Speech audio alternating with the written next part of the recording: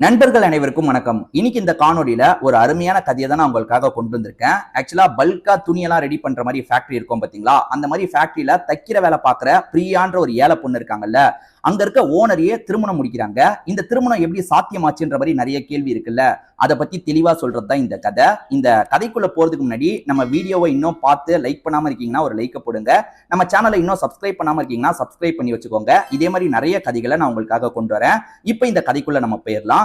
பிரியான்ற ஒரு பொண்ணை காட்டுறாங்க. இந்த பொண்ணை பொறுத்த வரைக்கும் ரொம்ப ஏழ்மையான குடும்பத்தை சேர்ந்தவங்களா இருப்பாங்க.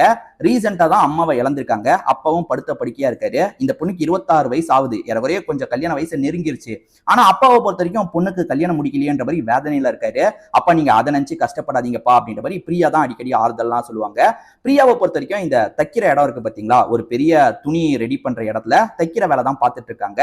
அங்க வந்து ஒரு 50-60 லேடிஸ்க்கு மேல தைக்கிற வேலை பார்த்துட்டு இருக்காங்க. ஜென்ஸ் ஒரு பக்கம் இருக்காங்க, அவங்களுமே வேலை பார்த்துட்டு இருக்காங்க.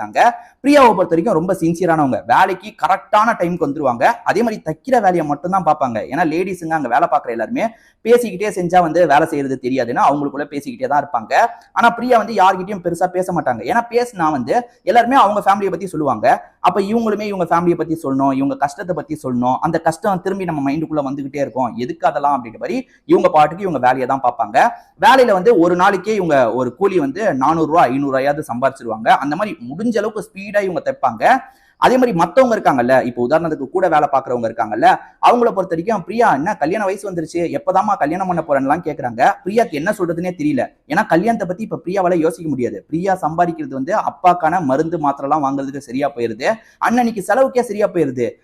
இப்ப நம்ம கல்யாணத்தை பத்தி எல்லாம் யோசிக்க முடியாதுன்னு பிரியாக்கு தெரியுதுல. பெருசா இவங்க எதுவுமே பேசிக்க மாட்டாங்க. அமைதியா இவங்க வேலையை பார்த்துட்டு இருக்காங்க. சாந்தின்ற ஒரு அக்கா இருக்காங்க. இதே இடத்துல தான் அவங்களுமே இருக்காங்க. அவங்க தான் வந்து பிரியாக்கு ஆதரவா கொஞ்சம் பேசுவாங்க. எப்பவுமே வந்து பிரியாக்கு சப்போர்ட்டிவா பேசுவாங்க. அவளை எதுக்கு டிஸ்டர்ப் பண்றீங்க, அவளை விடுங்க, வேலை பார்க்கட்டும் அப்படின்ற மாதிரி சொல்லுவாங்க. அதனால சாந்தி அக்காவை இவங்களுக்கு லைட்டா பிடிக்கும். ஸ்மைல் மட்டும் பண்றாங்க. அவங்க கிட்டயும் இவங்க பெருசா பேச மாட்டாங்க. இப்படியே தான் பிரியாவோட வாழ்க்கை போயிட்டு இருக்கு. இந்த கம்பெனியோட ஹெட் இருக்காரு பாத்தீங்களா, அவர் வயசானவரா இருப்பாரு. அவருக்கு ஒரு பையன் இருக்காரு, பேரு ரவி அப்படின்றது. ரவியை பொறுத்த வரைக்கும் அடிக்கடி வந்து சூப்பர்வைஸ் பண்றதுக்காக வருவாரு. தனித்தனியா சூப்பர்வைசர் இவங்கலாம் ஒழுங்கா வேலை பார்க்கணும்ன்றதுக்காக அங்கங்க சூப்பர்வைசரை போட்டிருப்பாங்க.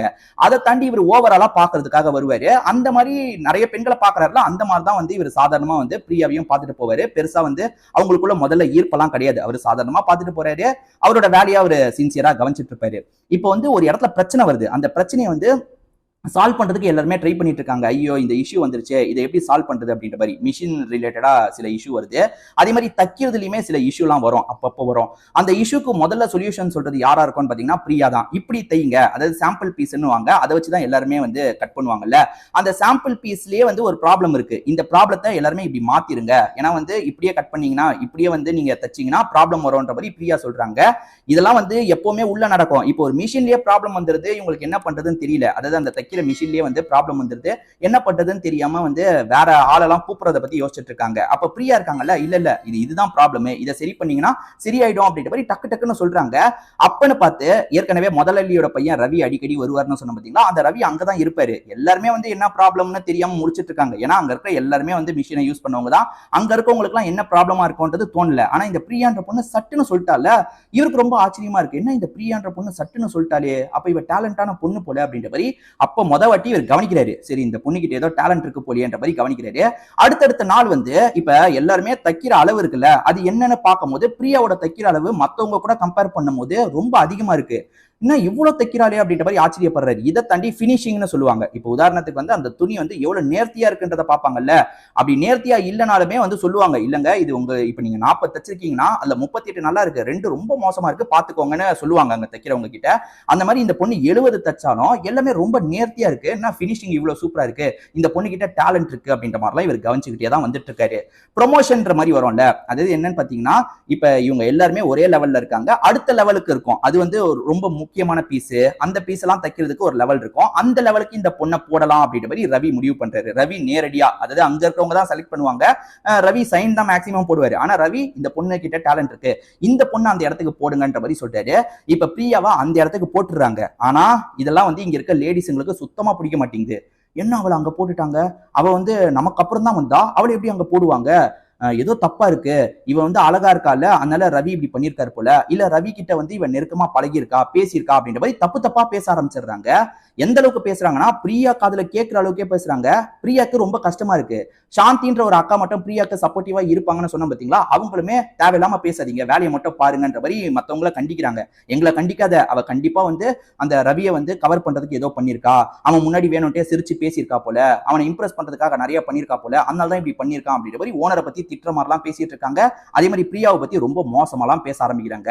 இவங்க பேசுறதெல்லாம் கேட்கும்போது பிரியாவுக்கு ரொம்ப கஷ்டமா இருக்கு. அந்த கஷ்டத்தோடயே தான் வேலையை பார்த்துட்டு இருக்காங்க. இதை தாண்டி பிரியாவோட மனசுக்குள்ள வேற சில விஷயமும் ஓடிட்டு இருக்கு. அதாவது அப்பா ஏற்கனவே படுத்த படுக்கையா இருக்காரு, மெடிக்கல் செலவுலாம் நிறைய ஆகுது பாத்தீங்களா. அதை தாண்டி இப்ப அப்பாவோட கண்டிஷன் ரொம்ப மோசமா போயிட்டு இருக்கு போல. அப்பாவை பத்தி யோசிக்கிறாங்க. அப்பாவுக்கு ஏதாவது ஆயிடுச்சுன்னா என்ன பண்றது, நம்ம வந்து அப்பாவை ஏதாவது பண்ணணும், நல்ல ஹாஸ்பிட்டல்ல சேர்க்கணும், அதுக்கு இன்னும் நிறைய சம்பாதிக்கணும், சரி நம்ம ஏதாவது பண்ணலாம் அப்படின்ற மாதிரி இவங்களுமே வந்து வேலையில கொஞ்சம் கான்சென்ட்ரேட் பண்ணி வேலையெல்லாம் பார்த்துட்டு இருக்காங்க. இப்படி இருக்கும் போது திடீர்னு இவங்க மயக்கம் போட்டு விழுந்துடுறாங்க. காரணம் வந்து நிறைய ஸ்ட்ரெஸ் இருக்குல்ல, அதனால மயக்கம் போட்டு விழுந்துடுறாங்க.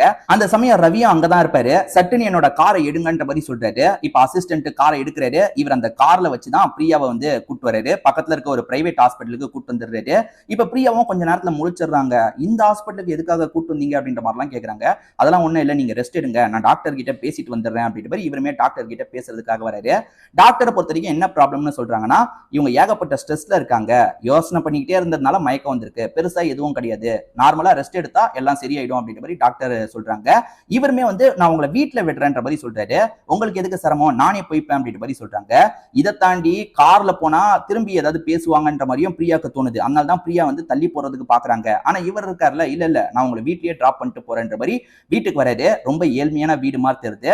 வீட்டுக்கு வந்தவர் வாசலோட கிளம்ப வேணாம், உள்ள போய் அப்பாவை வீட்டுல இருக்கவங்கள பாக்கலான்ற மாதிரி உள்ள வராரு. அப்பதான் அப்பா ரொம்ப முடியாம கண்டிஷன்ல இருக்கிறது தெரியுது.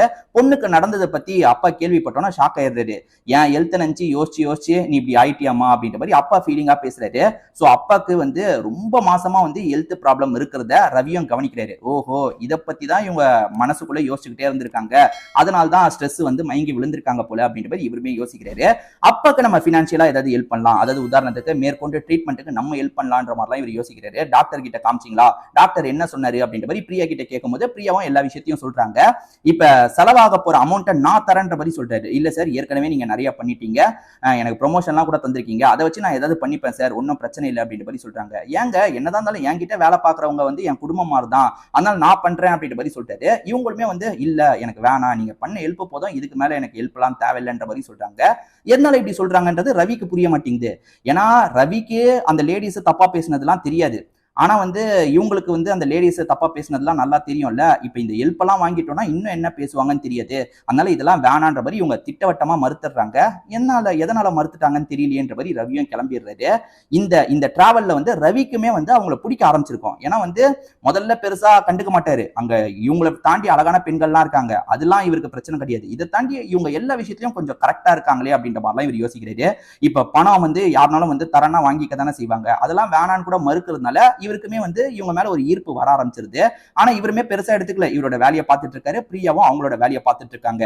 ஆனா இந்த வேலை பார்க்கறவங்களோட வாயை வந்து அடக்கவே முடியல. ஏன்னா அவளுக்கு ப்ரொமோஷன் கிடைச்சிருச்சு, இதை இவங்களால ஏத்துக்க முடியாம தப்பு தப்பா பேசிட்டு இருக்காங்க.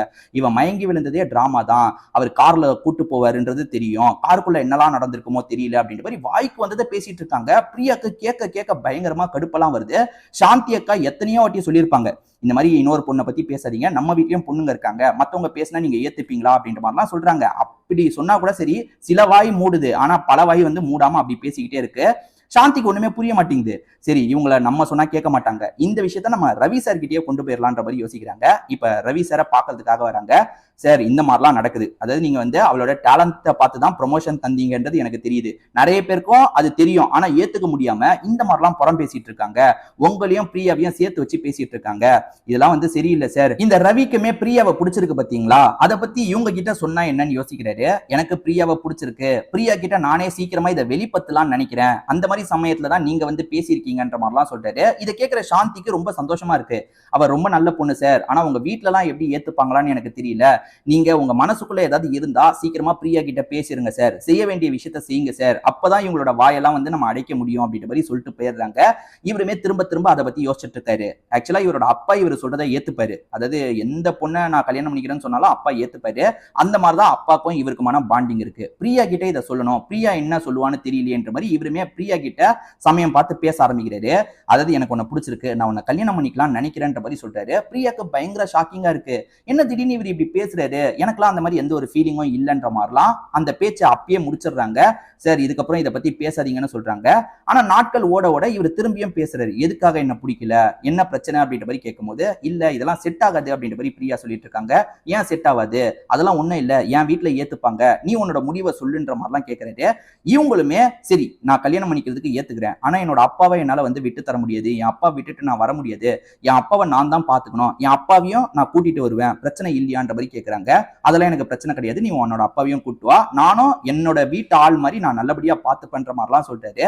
ஒரு ஸ்டேஜ்ல இவங்க ரெண்டு பேருமே கல்யாணம் பண்ணிக்க போறாங்கன்றதை எல்லார்கிட்டயும் சொல்றாங்க. இவ்வளவு நாள் புறம் பேசிட்டு இருந்தவங்க இந்த விஷயத்தை கேட்டு பயங்கரமா ஷாக் ஆயிடுறாங்க. இது ரெண்டு பேர் கல்யாணம் பண்ணிக்க போறாங்களா அப்படின்ற மாதிரிலாம் யோசிக்கிறாங்க. இதுக்கப்புறம் நம்ம பேச முடியாது, நம்ம வாயெல்லாம் அடக்கணும் அப்படின்ற மாதிரி எல்லாருமே யோசிக்கிறாங்க.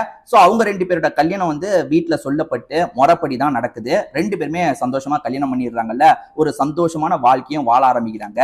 இதோட ஹாப்பியா இந்த கதை முடியுது. கண்டிப்பா இந்த கதை உங்க எல்லாருக்குமே பிடிச்சிருக்கும்னு நம்புறேன்.